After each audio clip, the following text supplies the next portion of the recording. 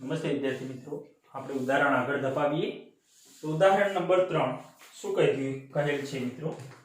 ઉદાહરણ નંબર 3 તો રકમ તમને આપેલી છે, બહુ સરળ દાખલો છે, પરીક્ષા માટે પણ ખૂબ મહત્વનો.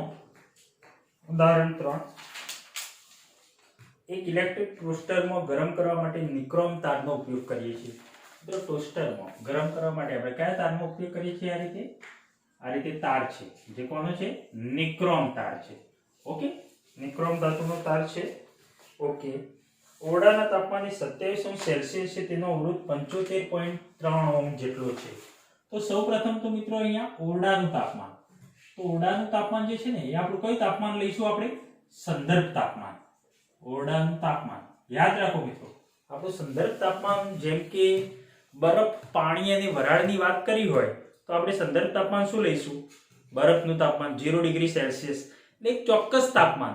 પછી બીજા બધા તાપમાનો આપણે જે હોય પણ એક ચોક્કસ તાપમાન તો આપણે લઈ જ લઈશું. એ ચોક્કસ તાપમાન જે ખરું ને એ આપણું સંદર્ભ તાપમાન.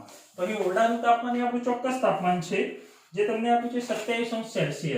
તો અહીં θ0 27°C અને ઓરડાના તાપમાને અવરોધ એટલે કે R θ0 અવરોધ આપેલો છે તમને 75.3 ઓહ્મ, 75.3 ઓહ્મ. એના પછી આગળ એમ કીધું છે ટોસ્ટરને 230 વોલ્ટના ઉદ્ગમ સાથે જોડવામાં આવે છે. અહીં સેકન્ડ નંબરમાં એવું છે ટોસ્ટરને V બરાબર 230 વોલ્ટના ઉદ્ગમ સાથે જોડવામાં આવે છે. ઓકે, ત્યારે અમુક સેકન્ડ બાદ પ્રવાહનું મૂલ્ય, પ્રવાહ I બરાબર કેટલો થાય છે? 202.68 એમ્પિયર પ્રવાહનું મૂલ્ય થાય છે. તો નિક્રોમ તારનું સ્થાયી તાપમાન કેટલું હશે તથા તાપમાન ગુણાંક આલ્ફા તમને આપેલો છે. આલ્ફા તાપમાન ગુણાંક બરાબર 1.70 અથવા 1.7 ગુણ્યા 10⁻⁴ ડિગ્રી સેલ્સિયસ ઇન્વર્સ. હવે મિત્રો અહીંયા સમજો શું કીધું છે. તો જ્યારે નિક્રોમ તારમાંથી I જેટલો પ્રવાહ પસાર થાય છે, 2.68 એમ્પિયર જેટલો પ્રવાહ પસાર થાય છે, ત્યારે તાર શું થાય છે? ગરમ થાય છે. તાર ગરમ થાય છે અને તાર ગરમ થાય છે ત્યારે તેના તાપમાનમાં વધારો થાય છે. એ તાપમાને આપણે અવરોધ શોધવાનો છે. તો અહીંયા મિત્રો V અને I આપેલા છે, તો અહીં આપણે R શોધી શકીએ. તો R = V બરાબર IR, તો R = V/I. ઓકે, પણ આ કયા તાપમાને? થીટા તાપમાને. અહીંયા તાપમાન તાર શું થશે? શરૂઆતમાં અહીં તાપમાન કેટલું હતું ઓરડાનું? 27°C. પણ અહીં તારમાંથી જ્યારે પ્રવાહ પસાર થાય છે ત્યારે આ ગરમ થાય છે અને સ્થાયી પ્રવાહ રચાય છે, ત્યારે તાપમાન થીટા થાય છે, જે આપણે શોધવાનું છે. થીટા તાપમાન. તો થીટા તાપમાને અવરોધ આના પરથી મળી જશે આપણને. R θ = V/I, V બરાબર IR પરથી. V બરાબર છે તમારા જોડે 230 ભાગ્યા 2.68 એમ્પિયર. ઓકે, તો R θ લગભગ તમને અવરોધ મળશે થીટા તાપમાને 85.8 ઓહ્મ. કેટલો મળશે મિત્રો? 85.8 ઓહ્મ અવરોધ મળશે. તથા થીટા તાપમાન કેટલું એ આપણે શોધવાનું છે આ કેસમાં. ઓકે, ચલો તો હવે મિત્રો અહીં તાપમાન અને અવરોધ વચ્ચે સંબંધ દર્શાવતું સૂત્ર આપણે જાણીએ છીએ. તાપમાન અને અવરોધ વચ્ચે સંબંધ દર્શાવતું સૂત્ર બોલો. R θ. મિત્રો થીટાની જગ્યાએ T તાપમાન લખશો, T તરીકે સંજ્ઞા તો પણ ચાલશે. ઓકે, અહીં મેં થીટા તાપમાન તરીકે લીધા છે. R θ = R θ0 બ્રેકેટમાં 1 + alpha theta minus θ0. ચલો ફટાફટ આપણે કિંમતો મૂકી દઈએ. અહીંયા R θ છે તમારા જોડે 85.8 ઓહ્મ. R θ0 તાપમાને અવરોધ છે 75.3 ઓહ્મ. 1 + આલ્ફા છે તમારા જોડે 1.7 ગુણ્યા 10⁻⁴ કૌંસમાં થીટા માઈનસ θ0. થીટા તાપમાન શોધવાનું છે. જ્યારે તારમાંથી પ્રવાહ પસાર થાય, તાર ગરમ થાય ત્યારે તાપમાન થીટા આપણે શોધવાનું છે. ઓકે, હવે થીટા માઈનસ θ0 છે 27. ઓકે, ચલો 75.3 ને નીચે લઈ જાઓ.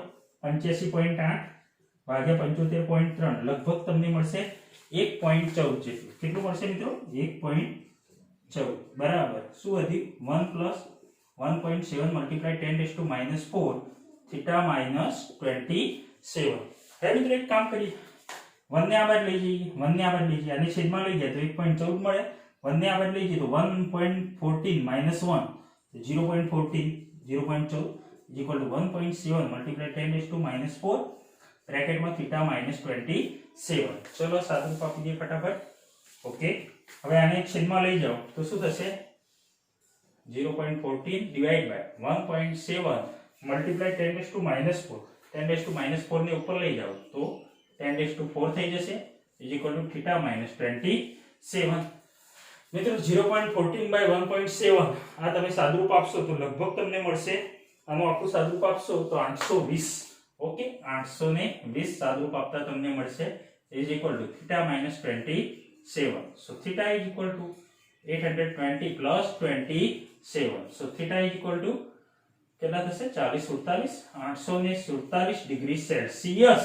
તો થીટા તાપમાન જ્યારે તારમાંથી પ્રવાહ પસાર થાય છે ત્યારે અવરોધ આપેલું છે. આ થીટા તાપમાન અવરોધ આપણે શોધી દીધો, પણ તાપમાન કેટલું તો અહીંયા તમને મળી ગયું. Theta is equal two 847 degree Celsius. મહત્વનો દાખલો છે, પરીક્ષામાં પૂછાઈ શકે.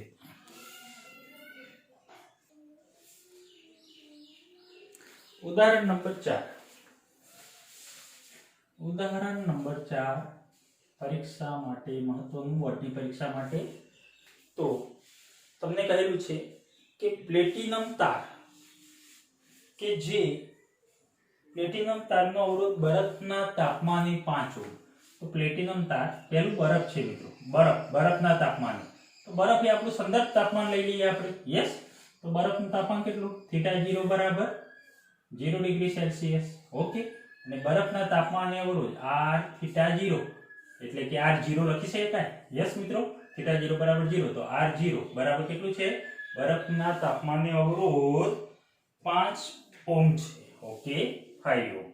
એના પછી મિત્રો તમને આપી છે પ્લેટિનમ તારને ક્યાં ડુબાડવામાં આવે છે? વરાળમાં.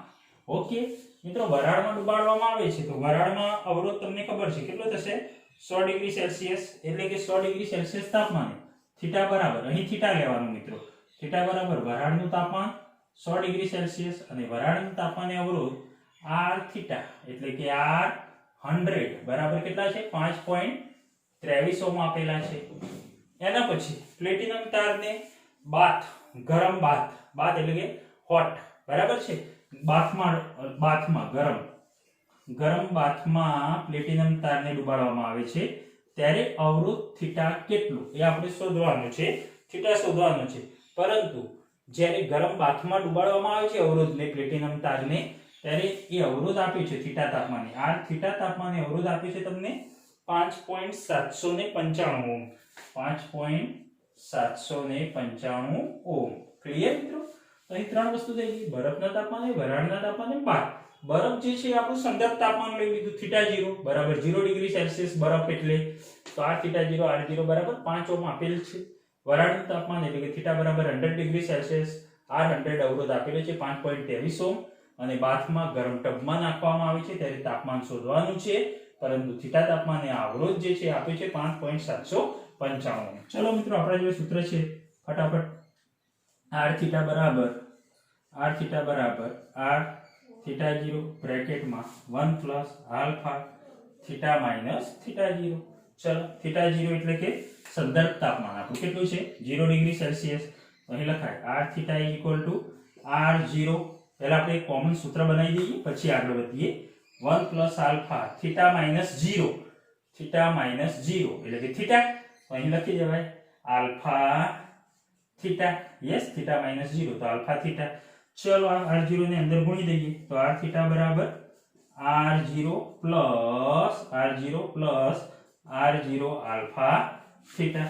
સો આના પરથી સૂત્ર બને મિત્રો, r થીટા માઈનસ r0 ને આ બદલાવો, minus r0 is equal two r0 alpha theta. મિત્રો, આ જે સૂત્ર મળ્યું ને આપણું વ્યાપક સૂત્ર. r0 તો અચળ છે, 0 સેલ્સિયસ તાપમાને r0 જે અચળ છે, પરંતુ આ થીટા તાપમાન બદલાઈ જશે. એક વખત આપણે કેટલું લઈશું? વરાળનું તાપમાન, અને બીજી વખત લઈશું બાથ, જે આપણે શોધવાનું છે. ઓકે, તો આ સૂત્ર ઉપરથી આપણું વ્યાપક સૂત્ર કહેવાય. આ સૂત્ર ઉપરથી આપણે બે સૂત્રો બનાવીએ. ચલો, પહેલા તો વરાળ માટે વરાળ તાપમાન થીટા બરાબર કેટલા? 100 ડિગ્રી સેલ્સિયસ લેતા. બોલો તો આના પરથી બનાવે r100 માઈનસ r0 તો એમના એમ અચળ, r100 minus r0 is equal two r0 alpha theta. Theta કેટલા? 100. થીટા 100. r0 આલ્ફા થીટા, પણ થીટા કેટલા 100, ઇક્વેશન નંબર 1. એ જ રીતે મિત્રો બાથટબમાં થીટા બરાબર શોધવાનું છે, થીટા તાપમાને, તો r થીટા માઇનસ r0 આમાં મૂકી દો. થીટા તાપમાન એમના એમ શોધવાના છે. r theta minus r0 is equal two r0 alpha theta is equal two r0 alpha theta, equation number 2. તો મિત્રો આ બંને ઇક્વેશનો આપણે કોના ઉપરથી બનાવી, આના ઉપરથી બનાવી. r0 એમના એમ રાખ્યું, ખાલી થીટા તાપમાન છે એક વખત 100 મૂક્યા અને બીજી વખત બાથટબમાં થીટા બરાબર શોધવાના છે. ક્લિયર? ઓકે. હવે આ બંનેનો ગુણોત્તર લઈ લઈએ. 1/2 કરતા શું થશે, r100 minus r0 upon r theta minus r0 is equal two, આ બંનેનો ગુણોત્તર લ્યો તો r0 આલ્ફા કેન્સલ, આ બંનેનો ગુણોત્તર લેતા તો શું વધ્યું 100 બાય થીટા. ઓકે, ચલો r100 100 ડિગ્રીએ તમને 100 એ અવરોધ આપેલો છે 5.23, r100 5.23, r0 અચળ આપણા કેટલા 5 ohm minus 5 upon r theta તાપમાન અવરોધ છે તમારા જોડે 5.795 માઇનસ r0 છે તમારા જોડે અચળ 5, 100 બાય થીટા. ચલો આનું સાદુરૂપ આપી દઈએ આપણે તો 5.23 માઇનસ 5 તો 0.23 ભાગ્યા 5.795 માઇનસ 5 તો 0.795 is equal to 100 by theta. તમારે શું શોધવાનું છે, થીટા શોધવાના છે. થીટાનું સૂત્ર કરતા બનાવી દો. થીટા બરાબર આ બાજુ જશે 100 મલ્ટીપ્લાય 0.795 ભાગ્યા 0.23. તો મિત્રો આનું સાદુરૂપ આપી દો તો લગભગ તમને મળશે 345.65 degree Celsius. Theta is equal two 345.65 degree Celsius. Clear? તો થીટા તાપમાન અહીં આપણે જે શોધવાનું હતું આપણને મળી ગયું, અવરોધ આપેલો હતો. તો આવું વ્યાપક સૂત્ર ખાસ યાદ રાખો મિત્રો, આનો સીધો પણ ઉપયોગ કરી શકાય છે. ઓકે, આનો સીધો પણ તમે ઉપયોગ કરી શકો છો. યસ, આવડવું જોઈએ.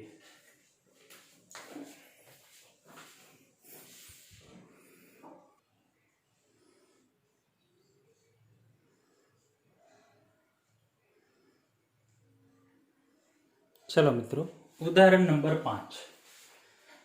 ઉદાહરણ 5 માં આ રીતનો પરિપથ તમને આપેલો છે.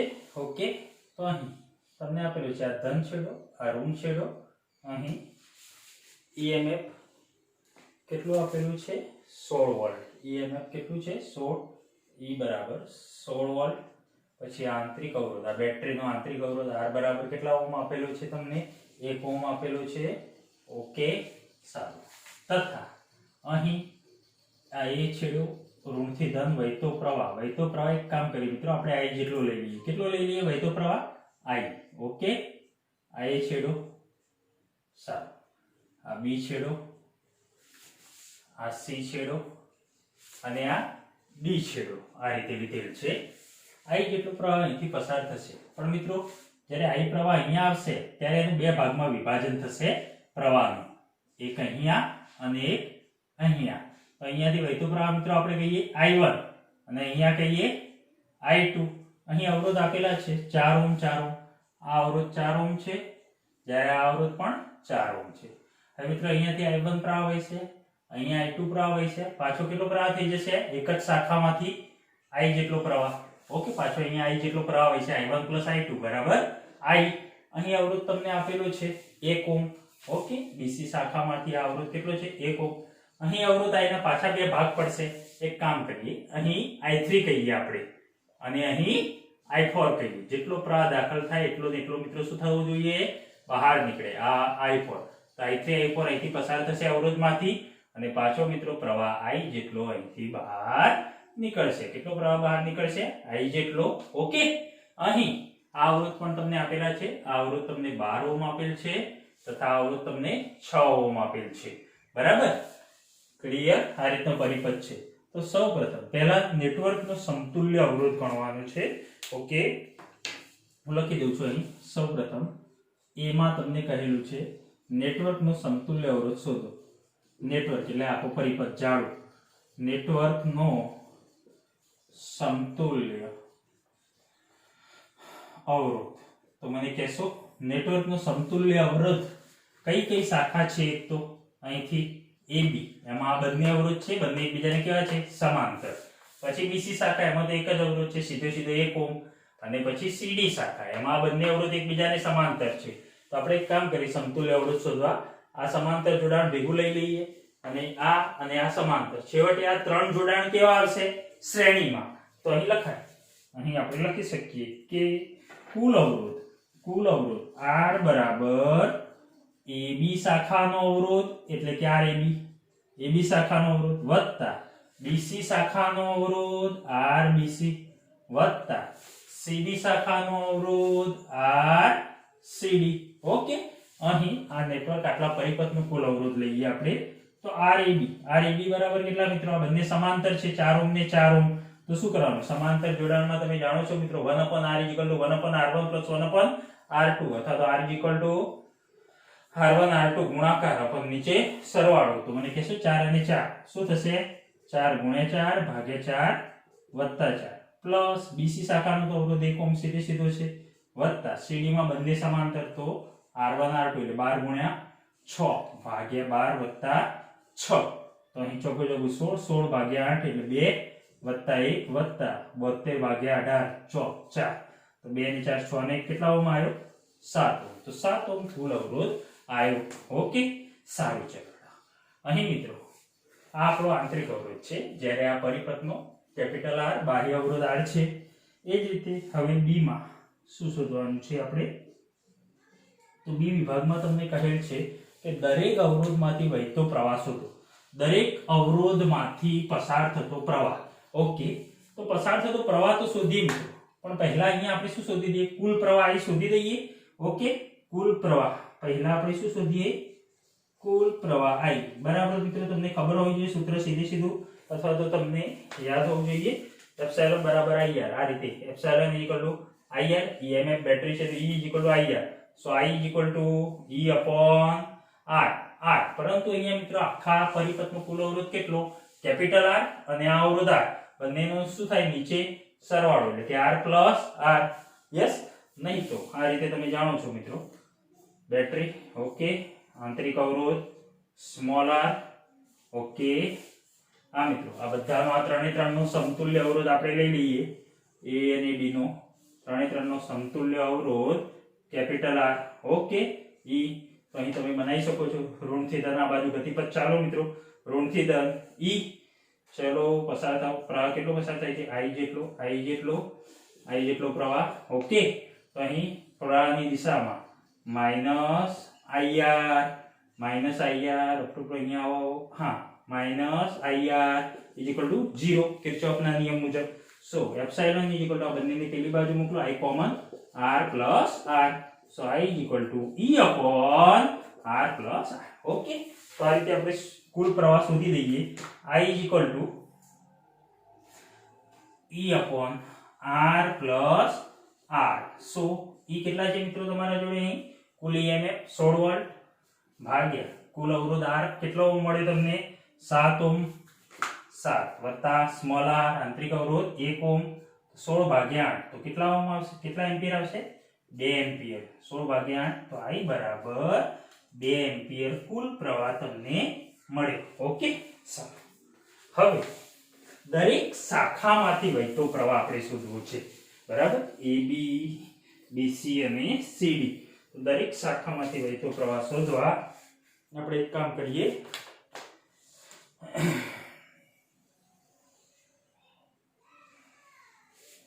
અહીં લખાય દરેક શાખામાંથી વહેતો પ્રવાહ માટે પ્રથમ કઈ શાખા લઈ લઈએ આપણે? AB લઈએ. તો AB શાખા માટે મને કહેશો મિત્રો? AB શાખા માટે અહીં પ્રથમ લઈએ આપણે AB માટે શું છે? અહીં પ્રવાહ I1 અને અહીં પ્રવાહ I2. એનો મતલબ બંને આ એકબીજાને કેવા છે? સમાંતર છે. તો સમાંતર માટે મિત્રો PD કેવો હોય? સમાન હોય. યસ ને? PD કેવો હોય? બંને માટે સમાન. V1 = V2. તો અહીં આપણે એવું ના લખી શકીએ PD સમાંતર જોડાણ છે બંને અવરોધોનું. તો V1 = V2. V = IR પ્રમાણે I1 I1 R1 એટલે કે અહીં લખાય V1 બરાબર I1 ગુણ્યા કેટલો અવરોધ છે R1 એટલે કે 4 V2 બરાબર I2 ગુણ્યા 4 થાય ને મિત્રો IR એટલે કે I2 ગુણ્યા 4 બંને બાજુ 4 કેન્સલ સો અહીં મળી તમને I1 બરાબર I2 પ્રવાહ બંને કેવા મળે બંનેમાંથી પસાર થતો પ્રવાહ સમાન મળ્યો ઓકે હવે આપણે I1 I2 કિંમત શોધવાની છે તો આપણે જાણીએ છીએ કુલ પ્રવાહ અહીંના બે ભાગ પડે I1 અને I2 તો અહીં લખાય તેથી I I1 I2 પરંતુ I1 બરાબર તો I2 તો કાં તો I1 મૂકો કાં તો I2 મૂકો I1 મૂકી દો અહીંયા તો I1 I1 કેટલા 2I1 સો I1 બરાબર I/2 I કેટલા છે આપણને મળી ગયો કુલ પ્રવાહ 2 એમ્પિયર તો 2/2 તો કેટલા મળે 1 એમ્પિયર તો અહીં લખાય I1 બરાબર 1 એમ્પિયર તો I2 બરાબર પણ 1 એમ્પિયર I2 બરાબર પણ 1 એમ્પિયર ખાસ ધ્યાન રાખજો મિત્રો અહીં I1 બરાબર I2 બરાબર કેટલા મળ્યા 1 એમ્પિયર ઓકે I1 1 તો I2 પણ 1 ઓકે હવે આગળ આપણે જોઈએ AB માટે હવે BC માટે તો કેટલા બીજું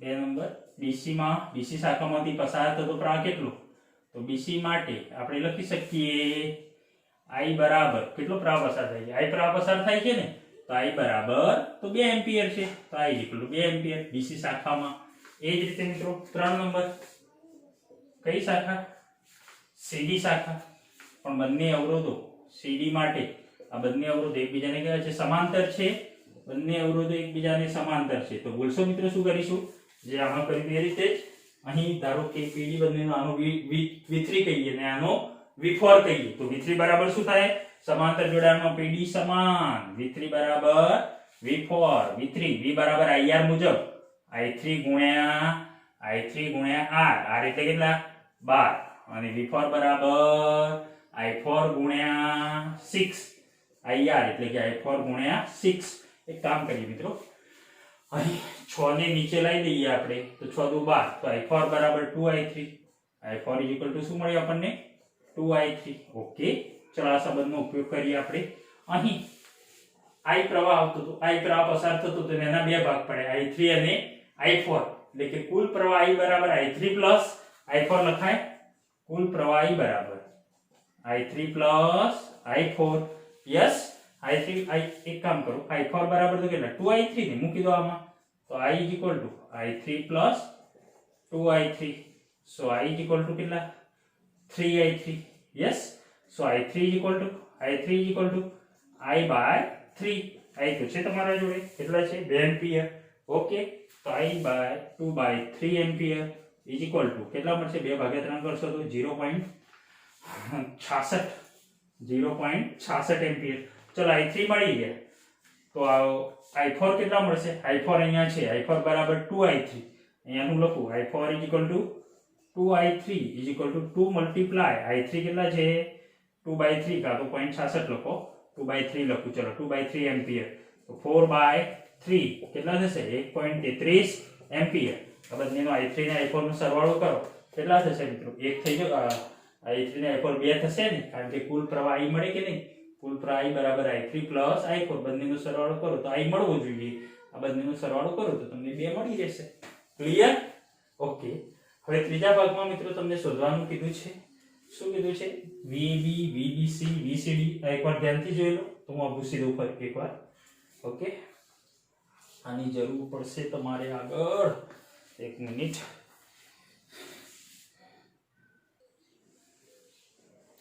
ચલો મિત્રો હવે આપણે થર્ડ નંબર સી માં કીધું છે VAB VBC VCD voltage drop વિદ્યુત સ્થિતિમાનનો તફાવત ગણો A અને B વચ્ચે વિદ્યુત સ્થિતિમાનનો તફાવત B અને C વચ્ચે તથા C અને D વચ્ચે વોલ્ટેજ ડ્રોપ એટલે કે વિદ્યુત સ્થિતિમાનનો તફાવત ગણવાનો છે ઓકે મિત્રો ચલો A અને B વચ્ચે આપણે ગણવો છે તો શું કરીશું મેં અહીંયા ભૂસીને અહીંયા બધા મૂલ્યો લખી દીધા છે ઓકે જે આપણે કામમાં આવશે તો અહીં કામ કરીએ A અને B વચ્ચે પહેલા ગણવું છે તો A અને B વચ્ચે અને આ રીતે પણ ગણાય જોજો મિત્રો આને આ રીતે પણ ગણાય એક કામ કરો A અને B વચ્ચે વિદ્યુત સ્થિતિમાનનો તફાવત ગણવો છે ને તો ચલો અહીંયાથી કિર્ચોફનો નિયમ આમ પણ જવાય અથવા તો આ શાખામાં પણ જવાય ચલો ઉપરની શાખામાં જઈએ તો VA બોલો પ્રવાહની દિશામાં માઇનસ IR એટલે કે I1R એટલે 4I1 ઇઝ ઇક્વલ ટુ ક્યાં આવી ગયા અહીંયા B આગળ તો ઇઝ ઇક્વલ ટુ B આગળનું સ્થિતિમાન VB ને આ બાજુ લાવો તો VA minus VB is equal two I1 અને આ બાજુ લઈ જાઓ I1 ગુણ્યા 4 I1 છે તમારા જોડે કેટલા છે I1 મિત્રો 1 એમ્પિયર તો 1 × 4 તો કેટલા મળશે 4 વોલ્ટ VAB A અને B વચ્ચેનો વિદ્યુત સ્થિતિમાનનો તફાવત 4 વોલ્ટ VA VB અથવા તો એમ કરાય મિત્રો આ રીતે ન ગણવું હોય તો આ રીતે પણ ગણી શકાય એટલે આને ડાયરેક્ટ મિત્રો આ રીતે મૂકી દો તો ચાલે VAB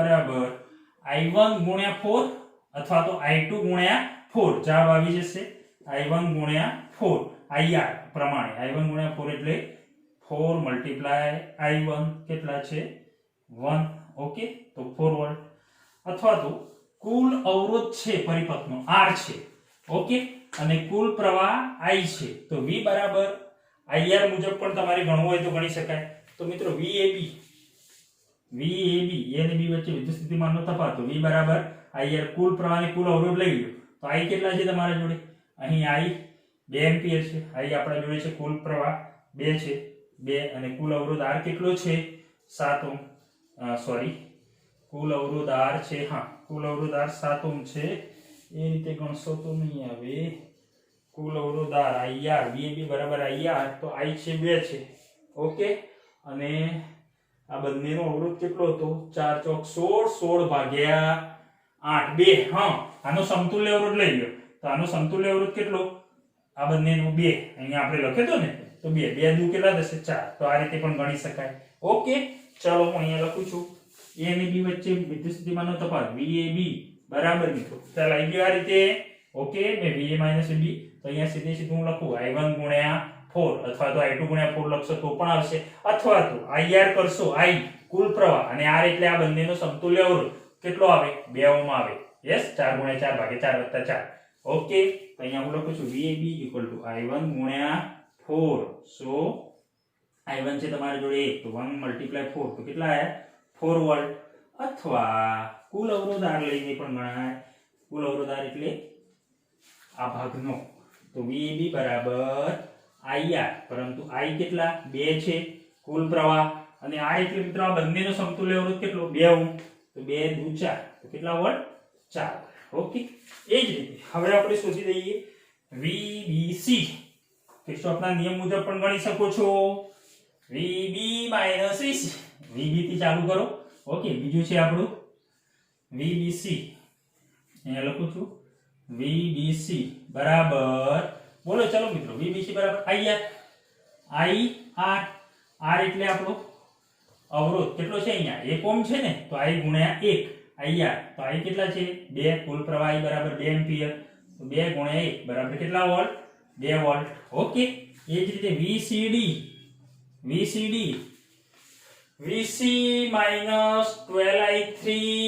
= VD તો VC - VD બરાબર 12I3 I3 છે તમારા જોડે I3 કેટલા છે 2/3 મૂકી દો જવાબ આવી જશે અથવા તો VCD બરાબર સીધું લખી દો ઉપરની શાખા લો નીચેની શાખા લો જવાબ આવી જશે સમાન જ આવશે VCD બરાબર IR મુજબ I3 ગુણ્યા 12 I3 ગુણ્યા 12 = I3 કેટલા છે મિત્રો જોઈ શકો છો આપણે શોધેલા છે I3 2/3 × 12 3 ચોક 12 4 દુ 8 કેટલા વોલ્ટ મળ્યા મિત્રો 8 વોલ્ટ તમે VCD અહીંયા નીચેની શાખા લીધી હોત તો પણ ચાલે I4 ગુણ્યા 6 કરો I4 કેટલા છે મિત્રો 4/3 ગુણ્યા 6 તો કેટલા થાય 3 દુ 6 તો 4 દુ 8 આવી જાય કે નહીં ઓકે કુલ અવરોધ લઈને પણ ગણી શકો કુલ પ્રવાહ I લઈને પણ ગણી શકાય તો અહીં VAB VBC VCD મળી ગયા ઓકે વોલ્ટેજ ડ્રોપ હવે એમ કે છે તો A અને D વચ્ચે કુલ વોલ્ટેજ ડ્રોપ કેટલો A અને D વચ્ચે કુલ વોલ્ટેજ ડ્રોપ તો અહીં લખું છું મિત્રો કુલ સ્થિતિમાન અથવા તો કુલ વોલ્ટેજ ડ્રોપ A અને D વચ્ચે VAD = શું થશે આ બધાનો સરવાળો VAB + VBC + VCD મિત્રો આ રીતે ના ગણવું હોય ને તમે કિર્ચોફના નિયમ મુજબ આમથી આમ જાઓ ને આમથી આમ VA - 4I1 જોજો -4i1 -1 મલ્ટીપ્લાય એટલે -i -12i3 =vd. તો પણ જવાબ તમને મળી જશે. va અને -vd મળી જશે. ક્લિયર? પણ અહીં આપણે કુલ વોલ્ટેજ બંધ VAB VBC VCD શોધેલો છે તો મૂકી દો. VAB કેટલા છે આપણા જોડે? 4. VBC કેટલા છે? 2. VCD કેટલા છે? 8. 8 ને 4 12 ને 2 14 વોલ્ટ. કેટલા વોલ્ટ મળ્યા મિત્રો? 14 વોલ્ટ. ઓકે, તો અહીં વોલ્ટેજ ડ્રોપ A અને D શાખા વચ્ચેનો તમને 14 વોલ્ટ મળ્યો. ઓકે, એના પછી મિત્રો અહીં EMF તમને આપેલું છે. કેટલું છે? EMF E બરાબર 16 વોલ્ટ. ઓકે, હવે એક કામ કરીએ, ટર્મિનલ વોલ્ટેજ V શોધવું છે આપણે. અહીં ટર્મિનલ વોલ્ટેજ V એટલે કે બેટરીનો આંતરિક અવરોધ R ને કારણે વેવ પામતો વોલ્ટેજ શોધવો છે. તો અહીં હું લખું છું બેટરીના આંતરિક અવરોધ સ્મોલ r. મિત્રો આંતરિક અવરોધ હોય બેટરીનો પોતાનો, તેના લીધે શું થશે? વોલ્ટેજ વેવ પામશે. એ વેવ પામતો અવરોધ R ને કારણે વેવ પામતો વોલ્ટેજ. બોલો મને કહેશો મિત્રો સૂત્ર શું આવશે? V terminal voltage V epsilon E minus IR. Yes or no? જાણો છો કે નહીં? E minus IR. અહીં E વધારે છે, 16 વોલ્ટ છે, જ્યારે V કેટલા મળે તમને? 14 વોલ્ટ. એટલે કે બેટરી શું થઈ રહી છે? શું થઈ રહ્યું છે? ડિસ્ચાર્જિંગ થઈ રહ્યું છે. યાદ રાખો. તો V E માઇનસ IR. સો આપણે IR શોધવા છે ને, સો IR અને આ બદલાવો તો આ બાજુ E માઇનસ V 16 માઇનસ 14. તો કેટલો વોલ્ટેજ મિત્રો વેવ પામે છે આંતરિક અવરોધ R ને કારણે? 2 વોલ્ટ. અથવા આ રીતે પણ શોધાય. અહીં વેવ પામતો વોલ્ટેજ V IR કરીને પણ ગણી શકો. I બરાબર કુલ પ્રવાહ કેટલો હતો? 2 એમ્પિયર. અને સ્મોલ r કેટલા છે? 1. 2 2 તો 2 વોલ્ટ આવે. ઓકે, આંતરિક અવરોધ R ને કારણે વેવ પામતો વોલ્ટેજ. બોલો આવડશે? ખૂબ મહત્વનું છે, MCQ માં આ બધા કામમાં આવે. ઓકે, સારું.